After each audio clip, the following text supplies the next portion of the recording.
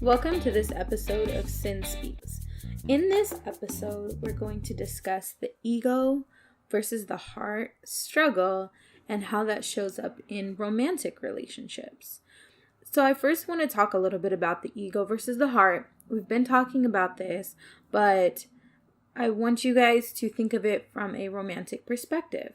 So when we're talking about ego versus heart in a romantic relationship, you want to think about your selfless actions, which would be heart-focused actions, and then more selfish actions in a relationship, which would be your ego-based actions.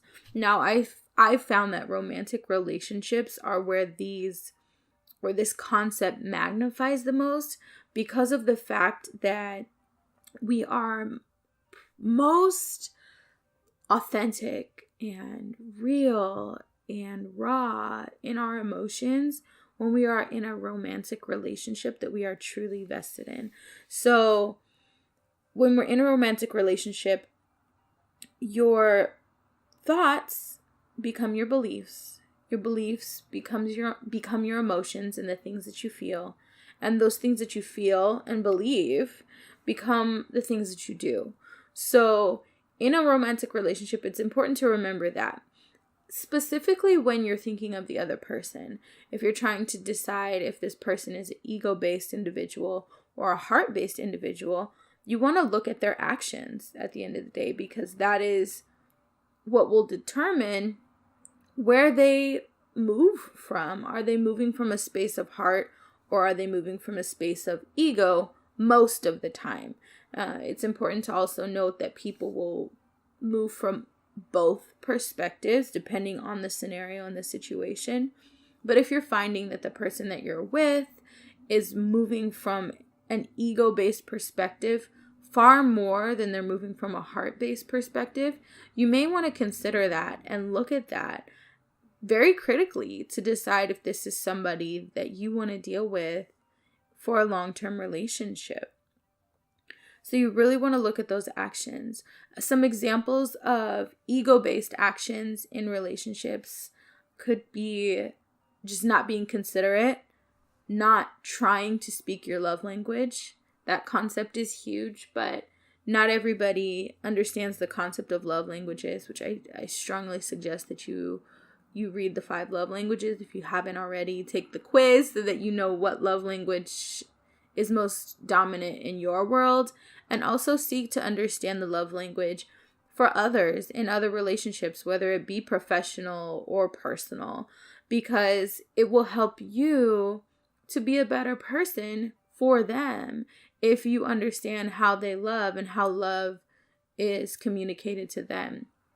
For example, I'm not a person that really cares about gifts. I think gifts are nice, but only if there's a huge thought attached to it.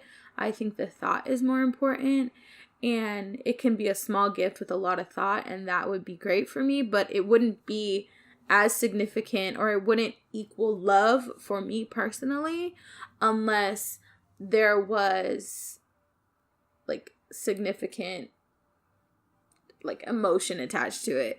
But really more so for me would be words of affirmation, and I really like quality time. I like hanging out and having fun, and I like hearing it because I don't like to assume. In the past, I was somebody that would assume that somebody loved me because, well, they're doing all these things for me, and right, acts of service, they're doing all these things for me, and we have fun together, we spend a lot of time together.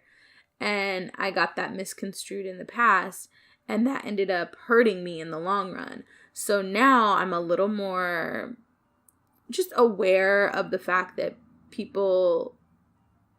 I don't think that somebody loves me necessarily unless they say it, because I don't want to be in that situation where I'm assuming. And I'm sure some of you guys can relate. So for me, hearing it is, I'm not going to assume you love me until you tell me. And even then, I'm going to look at you sideways to make sure that, that's what you really mean, because I think even the word love is translated differently for different people. But I think that just understanding the fact that people feel love and hear love differently, I think A gift shows that you care for somebody and that you're thinking of somebody, but that doesn't necessarily mean love. And that's for me. That's going to be different from somebody else. Actually, some of the people that I'm closest to in my life, their love language is gifts. So it's completely the opposite of how I feel, but that's what shows them love. So understanding that, I know how to show them I appreciate them and I love them. So just understanding how that person communicates love, and if they are attempting to understand how you feel love, if that's important to them, they're probably moving from a space of heart. If it doesn't matter to them I told you that I loved you, so you should know that I loved you. But if that's not your love language, may not work. So somebody who's empathetic and who is trying to understand you, trying to understand your perspective, trying to grow their perspective so that they can be better as far as a contributor in the relationship, that's a heart-based person. Somebody that doesn't really want to grow because they don't think that they need to, or they are so wrapped up in their insecurities that they feel like if they change, somebody else will say something, or what will this person think of me? That's somebody that's ego-based, somebody that has a fear of judgment of others. That is an ego-based emotion. So you want to be mindful of that and take note of that, because that will affect your relationship and how that relationship unfolds throughout time. So being mindful of the balance, the ego-heart balance that an individual has, is so helpful in romantic relationships. I also personally have found, and I feel that there is a dominant heart versus ego person, and I think that balance works really well. And again, that's my experience. I think that one person may be a little more ego-based, may have a stronger personality, may be a little more aggressive, may take the initiative a little more and be the leader, essentially. And then there needs to be a nurturing person. There needs to be a more heartfelt person. And I think that both people need to have a balance between the two, but I do see each person having one or the other as their dominant space that they move from.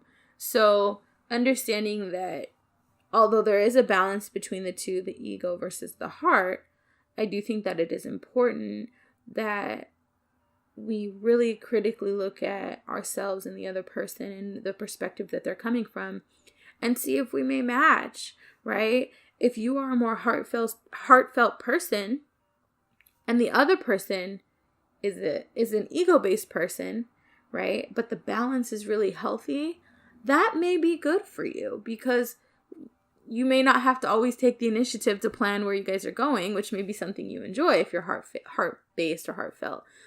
If you have two heart-based people, you may be looking at two people that just don't want to take the lead in the relationship, and that could be an issue. Or if you have two ego-based individuals, you could have two people that are going to have a power struggle, and that isn't healthy either. So finding a balance that works, like there's no one formula that's going to work for every situation in every relationship, but understanding really what works for you and where you come from is the start in being a really strong partner for somebody else. So really understanding who you are, how you function, why you function that way will help you be a good partner. Also, you want to think about the way that you expect others to be. So in addition to knowing yourself, you want to be really clear on the expectations that you have of others. What do you expect your significant other to say and to do in a relationship? Are your expectations fair? Are your expectations realistic? Also, in the beginning, you need to make sure that this person is willing to live up to those expectations and they're okay with those expectations, because it's not fair for you to expect something of someone and then get down the line and that not even align with their vision. And that can go with major concepts like children. Some people want to have children. Some people don't want to have children. I think that's important to talk about. If you spend 2, 3, 4 years with somebody, you fall in love with them, you guys are excited, you guys function well, but one of you guys doesn't want to have children and the other does, that may pose an issue. And I don't believe in wasted time, but that could be something that could have changed your direction.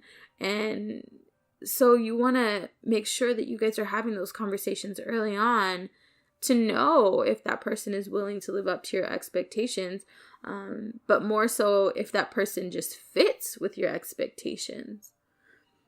That's so important. I've seen so many times where people will get into relationships where the other person had expectations of them, but didn't voice those expectations. And how fair is that? That sets the other person up for failure if you have an expectation. Well, I expect you to cook and clean, but that was never verbalized or agreed to. That could end up being an issue later on down the relationship. So just being crystal clear with yourself as far as what you're looking for and what is going to work for you. Be fair about it, but be really clear, because that will put you into a space where you can be the best contributing partner to the other person. And at the end of the day, it will result in a lot of fun if these things just fit, but they're not going to fit if you're not clear on you. If you're not clear on who you are, if you're not healthy, if you're not healed, those are all requirements of being ready for a relationship.